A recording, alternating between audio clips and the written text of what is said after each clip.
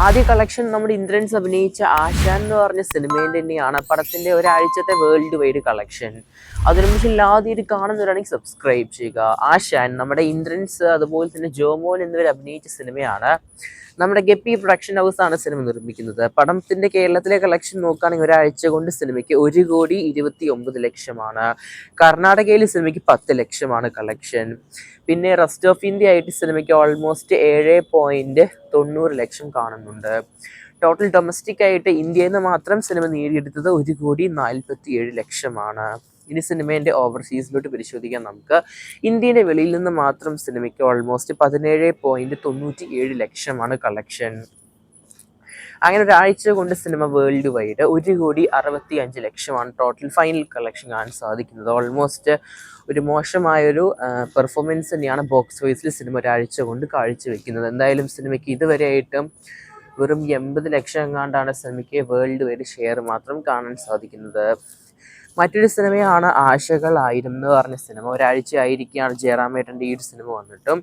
കേരളത്തിലെ കളക്ഷൻ നോക്കുകയാണെങ്കിൽ ഈ സിനിമയ്ക്ക് 4,02,00,000.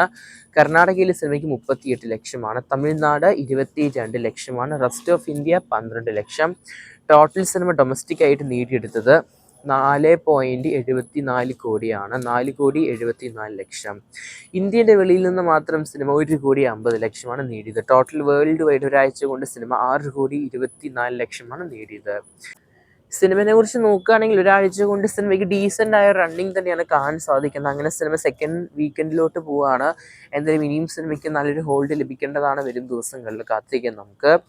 മറ്റൊരു സിനിമയാണ് ഭാവന അഭിനയിച്ച അനൂമി എന്ന് പറഞ്ഞ സിനിമ. പടത്തിൻ്റെ ഒരാഴ്ചത്തെ കളക്ഷൻ കേരളത്തിൽ നിന്ന് മാത്രം സിനിമ 1,62,00,000 കളക്ഷൻ കാണാൻ സാധിക്കുന്നത്. തമിഴ്നാടാണെങ്കിൽ സിനിമയ്ക്ക് 11,00,000. കർണാടക 8,00,000. റെസ്റ്റ് ഓഫ് ഇന്ത്യയിൽ സിനിമയ്ക്ക് 4,30,00,000.